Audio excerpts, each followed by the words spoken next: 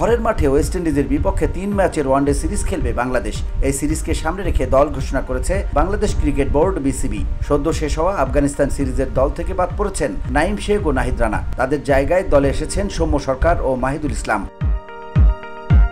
প্রথমবারের মতো ওয়ানডে দলে ডাক পেয়েছেন উইকেট রক্ষক ব্যাটার মাহিদুল ইসলাম। এর আগে বাংলাদেশের হয়ে তিনি একটি টেস্ট খেলেছেন।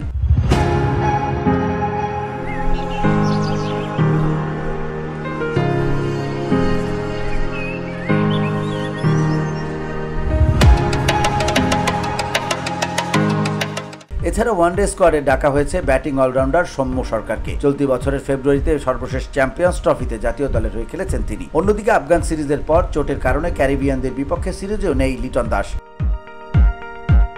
বাংলাদেশ দল: মেহেদী হাসান মিরাজ অধিনায়ক, তানজিন হাসান তামিম, সৌম্য সরকার, সাইফ হাসান, নাজমুল হোসেন শান্ত, তাওহিদ হৃদয়, মাহিদুল ইসলাম অঙ্কন, জাকের আলী অনিক, শামীম হোসেন, নুরুল হাসান সোহান, রিসাদ হোসেন, তানভীর ইসলাম, তাসকিন আহমেদ, মোস্তাফিজুর রহমান, তানজিম হাসান সাকিব ও Hasan Mahmud. VOD Bangla news desk.